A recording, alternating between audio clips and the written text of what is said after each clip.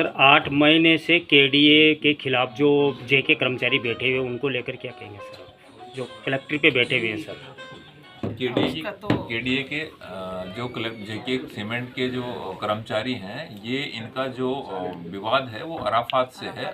चूँकि केडीए ने अभी सिर्फ अराफात की लैंड को हमें सुपुर्द की है और ये मामला हाई कोर्ट में विचाराधीन है, तो जो भी निर्देश देंगे उसके अकॉर्डिंग हम इसका डिस्पोज करेंगे।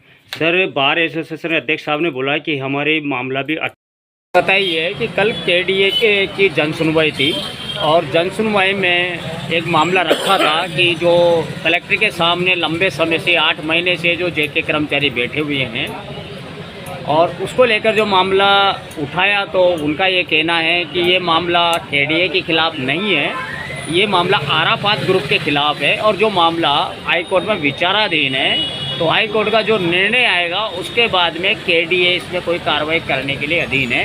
तो बताइए इसको लेकर क्या कहेंगे सर?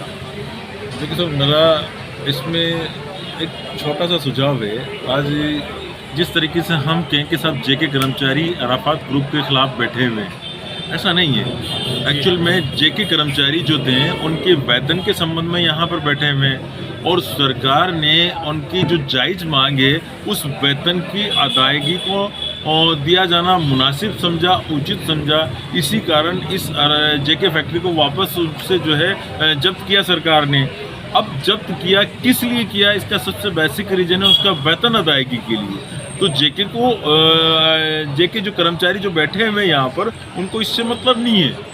उन्हें सिर्फ वो जो प्रॉपर्टी उनके वेतन के लिए जब्त की गई है उस वेतन की अदायगी के लिए वो यहाँ पर बैठा। अब आज सरकार ने उस प्रॉपर्टी को जब्त किया किस लिए, उस वेतन की अदायगी के लिए, तो उसको जिम्मेदार माना।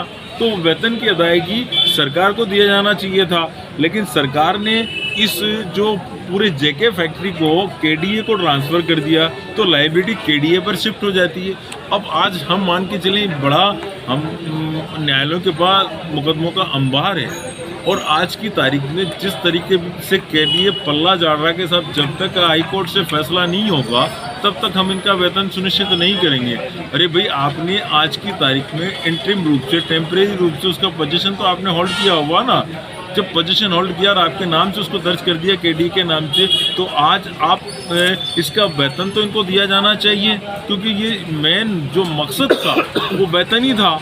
आज अगर ये वेतन दे देते हैं इसमें तो कोई चीज़ बचती नहीं। और अगर मान के चलें हाई कोर्ट में ये मुकदमा 10 साल तक लंबित रहा, सुनवाई नहीं आ पाई, क्योंकि हाई कोर्ट भी प्रयास करते हैं बट मुकदमों के अंबार की वजह से वो सेटलमेंट नहीं हो पाते, काफ़ी फैसले नहीं हो पाते।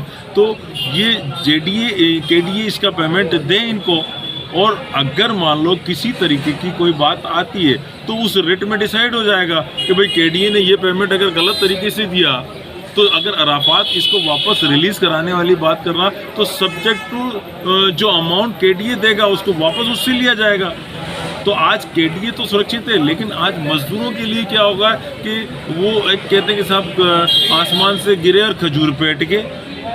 तो आज अगर मान लो जो जेके की जो लड़ाई लड़के जो अराफात ग्रुप से जो फैक्ट्री जब्त की हुई है, वो जब्त अटक के फिर साहब हाई कोर्ट में जब तक फैसला नहीं होगा तब तक नहीं होगा, तो ना तो ये फैसला पता नहीं कितने समय में होगा, तब तक इनकी जो मांगे हैं यथावत रहेगी। तो ये कहना मुनासिब नहीं होगा कि ये अराफात ग्रुप के खिलाफ बैठे। आज की तारीख में अराफात नगण्य हो चुका है और सरकार ने उस संपत्ति पर जो इनका वेतन उचित माना था उसे केडीए को दिया है, तो केडीए को इसका पेमेंट देना चाहिए और जैसा भी अपना पक्ष है कोर्ट में उस समय रख दे।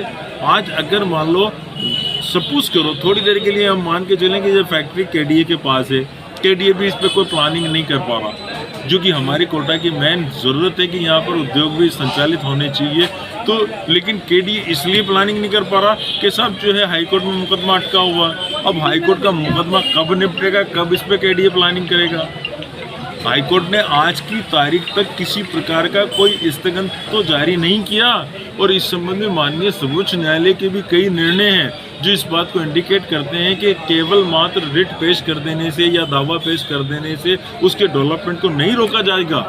अगर माननीय न्यायालय, उच्च न्यायालय इसको मुनासिब और उचित समझता तो अराफात के फेवर में स्टे दे देता। तो आज ये क्या केडीए इसको अराफात को लाभ पहुंचाना चाहती है या किस लिए वेट कर रही है इसका पेमेंट रोक कर? तो मुझे समझ में नहीं आ रहा कि ये किस तरीके से इनको जो है मजदूरों का शोषण हो रहा है। एक तरीके से 28 साल से लड़के आज की तारीख में कई मजदूर इतने वृद्ध बीमार हो चुके हैं, कई जा चुके हैं बेचारे। तो फिर हमारा बात यही आता है कि जब जस्टिस डिले जस्टिस डिनाई। आज जो वेतन इनको आज की मांग के मुताबिक मिलना चाहिए वो वेतन इनको 10 साल बाद मिलेगा। 28 साल तो ये लड़ लिए, तो वो इनके लिए औचित्यहीन होगा, उसका कोई मकसद नहीं होगा। शुभ नाम बताइए। मोहम्मद अकरम एडवोकेट।